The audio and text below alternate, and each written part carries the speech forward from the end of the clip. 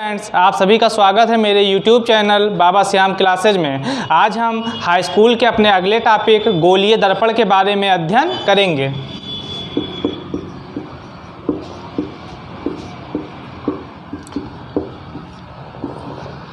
अगर हम बात करें बेटा गोलीय दर्पण की, तो गोलीय दर्पण मुख्य रूप से दो प्रकार के होते हैं। एक को हम लोग कहते हैं अवतल दर्पण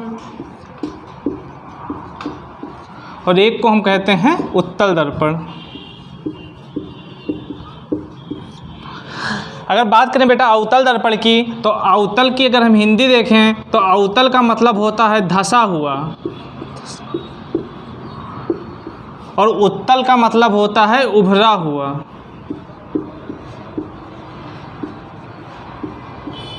ठीक बेटा। अब अगर अवतल दर्पण की बात करें बेटा, इधर देखते हैं।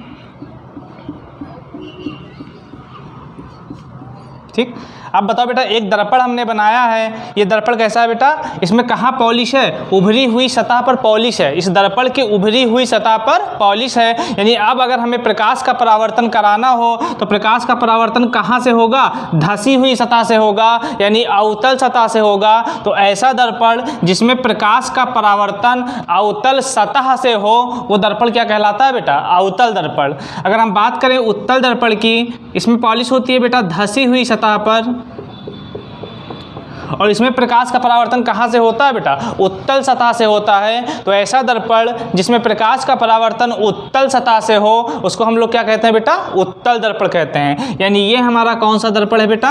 अवतल दर्पण है, और ये दर्पण कौन सा है बेटा? उत्तल दर्पण है। दोनों की परिभाषा याद रखना बेटा। ऐसा दर्पण जिसमें प्रकाश का परावर्तन अवतल सतह से हो, यानी धंसी हुई सतह से हो, उसको हम लोग अवतल दर्पण कहते हैं। और ऐसा दर्पण जिसमें प्रकाश का परावर्तन उत्तल सतह से हो या उभरी हुई सतह से हो, उसे हम लोग क्या कहते हैं बेटा? उत्तल दर्पण। अब हम आगे देखेंगे दर्पण संबंधित कुछ प्रमुख परिभाषाएं।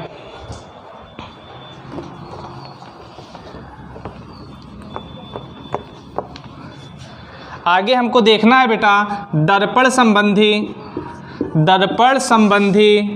कुछ प्रमुख परिभाषाएं। दर्पण संबंधी कुछ प्रमुख परिभाषाएं। ठीक बेटा, दर्पण संबंधी कुछ प्रमुख परिभाषाएं हम लोग देखेंगे। सबसे पहले जो हम लोग देखेंगे बेटा, वो होता है ध्रुव। ध्रुव को इंग्लिश में पोल कहा जाता है। आइए देखते हैं आखिर ये ध्रुव होता क्या है। चित्र से समझते हैं बेटा। ये एक हमने दर्पण बना लिया। कौन सा दर्पण है बेटा? अवतल दर्पण है। कौन सा दर्पण है? अवतल दर्पण है। अब बताओ, ध्यान से देखो बेटा, अगर हम प्रकाश की किरण यहाँ पर डालें तो प्रकाश का परावर्तन होगा कि नहीं होगा? होगा। अगर हम उसके बाद कहीं पर भी डाल दें, यानी प्रकाश का परावर्तन होगा। अगर यहाँ डाल दें तब भी प्रकाश का क्या होगा बेटा? परावर्तन होगा। यानी यहाँ से और यहाँ तक का ये क्या है बेटा? ये परावर्तक पृष्ठ है। ये क्या बेटा? परावर्तक पृष्ठ है। और अगर हम आपसे पूछ लें कि बीचों बीच में ये वाला भाग, इसको हम लोग क्या कहेंगे? तो हम कहेंगे बेटा दर्पण के परावर्तक पृष्ठ का मध्य बिंदु है। क्या बेटा? दर्पण के परावर्तक पृष्ठ का मध्य बिंदु है। तो याद रखना, दर्पण के परावर्तक पृष्ठ के इस मध्य बिंदु को ही क्या कहा जाता है? ध्रुव कहा जाता है। दर्पण के परावर्तक पृष्ठ के मध्य बिंदु को दर्पण का ध्रुव कहते हैं। यही ध्रुव की क्या होती है बेटा? परिभाषा। क्या कहेंगे बेटा? दर्पण के परावर्तक पृष्ठ के मध्य बिंदु को दर्पण का ध्रुव कहते हैं। आगे देखें बेटा, जो अगली परिभाषा आती है वो आती है वक्रता केंद्र। वक्रता केंद्र, पहले वक्रता केंद्र देखते हैं। वक्रता केंद्र अगर देखें बेटा तो ध्यान से देखो, वक्रता केंद्र, ये जो दर्पण है इसको हमने क्या किया बेटा? ये जो दर्पण है हमारा अवतल दर्पण, इसको हमने किसी गोलीय दर्पण से काट कर ही तो निकाला है। ये पहले ऐसे रहा होगा, वो हमने क्या किया है? किसी गोलीय दर्पण से काट कर निकाला है। ठीक, यानी दर्पण जिस गोलीय दर्पण का भाग होता है, दर्पण जिस गोलीय दर्पण का भाग होता है, हम जानते हैं अगर एक गोलीय रहा होगा बेटा तो इसका कुछ ना कुछ केंद्र रहा होगा कि नहीं रहा होगा, सेंटर रहा होगा। तो याद रखना बेटा, दर्पण जिस गोलीय दर्पण का भाग होता है उसका केंद्र ही दर्पण का वक्रता केंद्र कहलाता है। दर्पण जिस गोलीय दर्पण का भाग होता है उसका केंद्र दर्पण का वक्रता केंद्र कहलाता है। सी से डिनोट करते हैं। किससे करते हैं बेटा? सी से। क्लियर। अब अगली परिभाषा हम देखेंगे बेटा वक्रता त्रिज्या की। किसकी देखेंगे बेटा? वक्रता त्रिज्या की। ध्यान से देखो बेटा, वक्रता त्रिज्या क्या होती है? बिल्कुल सेम परिभाषा। दर्पण जिस गोलीय दर्पण का भाग होता है उसकी त्रिज्या दर्पण की वक्रता त्रिज्या कहलाती है। दर्पण जिस गोलीय दर्पण का भाग होता है उसकी त्रिज्या दर्पण की वक्रता त्रिज्या कहलाती है। समझ गए?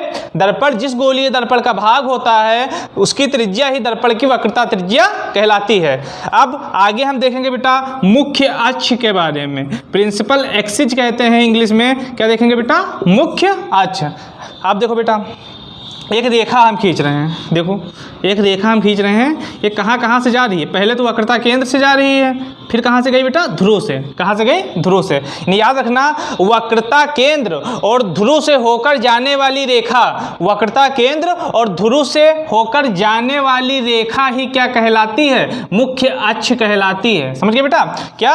वक्रता केंद्र और ध्रुव से होकर जाने वाली रेखा क्या कहलाती है बेटा? मुख्य अक्ष। 4 पॉइंट पढ़ाया हमने, ध्रुव, वक्रता केंद्र, वक्रता त्रिज्या और मुख्य अक्ष। जल्दी से रिवाइज करते हैं। ध्रुव क्या बेटा? दर्पण के परावर्तक पृष्ठ के मध्य बिंदु को दर्पण का ध्रुव कहते हैं। अगला क्या बेटा? वक्रता केंद्र। दर्पण जिस गोलीय दर्पण का भाग होता है उसका केंद्र दर्पण का वक्रता केंद्र कहलाता है। नेक्स्ट है वक्रता त्रिज्या। दर्पण जिस गोलीय दर्पण का भाग होता है उसकी त्रिज्या दर्पण की वक्रता त्रिज्या कहलाती है। अगला है मुख्य अक्ष कि दर्पण के केंद्र और दर्पण के वक्रता केंद्र और ध्रुव से होकर जाने वाली रेखा क्या कहलाती है बेटा? मुख्य अक्ष। इतने टॉपिक आप लोगों को क्लियर हो गए होंगे। अब इसके आगे देखते हैं।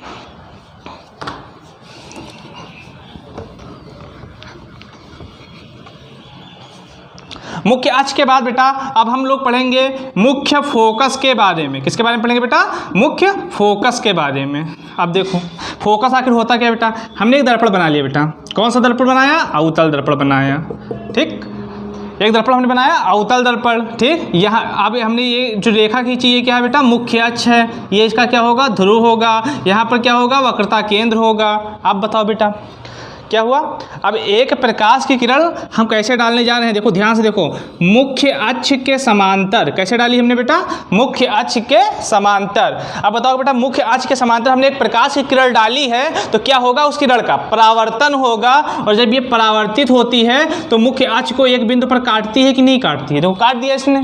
ठीक, एक दूसरा दर्पण बनाते हैं। दूसरा दर्पण हमने कौन सा पढ़ा है? यहाँ देखो दूसरा दर्पण हमने पढ़ा है उत्तल दर्पण। ये ठीक, इसमें भी बना लेते हैं बेटा। ये इसका क्या होगा? ध्रुव होगा। समझ गए? वक्रता केंद्र कहीं अंदर होगा।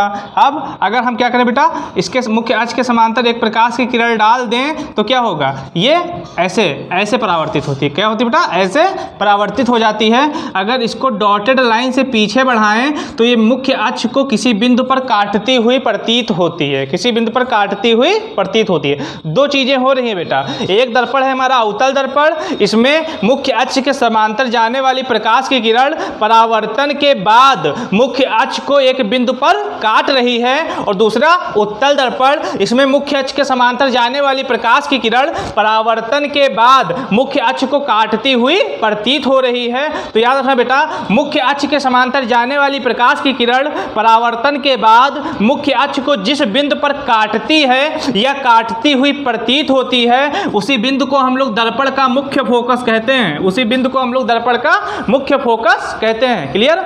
क्या? फिर से देख लो, मुख्य अक्ष के समांतर जाने वाली प्रकाश की किरण परावर्तन के बाद मुख्य अक्ष को जिस बिंदु पर काटती है या काटती हुई प्रतीत होती है उसी बिंदु को हम लोग दर्पण का मुख्य फोकस कहते हैं। और फिर अगला चीज हम क्या पढ़ेंगे बेटा? फोकस दूरी। क्या पढ़ेंगे बेटा? फोकस दूरी। देखो फोकस दूरी क्या होता है बेटा? ध्रुव और फोकस के बीच की दूरी, क्या बेटा, ध्रुव और फोकस के बीच की दूरी ही क्या कहलाती है बेटा, फोकस दूरी कहलाती है। ध्रुव और फोकस के बीच की दूरी ही क्या कहलाती है बेटा, फोकस दूरी कहलाती है। इसे स्मॉल एफ से निरूपित किया जाता है। कैसे बेटा, ध्रुव और फोकस के बीच की दूरी को हम लोग फोकस दूरी कहते हैं और इसे स्मॉल एफ से निरूपित करते हैं। ठीक, हम उम्मीद करते हैं कि आपको ये सारे टॉपिक समझ में आ गए होंगे। अब हम पढ़ेंगे बेटा दूरियां नापने की चिन्ह परिपाटी। अब हम लोग अध्ययन करेंगे दूरियां नापने की चिन्ह परिपाटी के बारे में। अब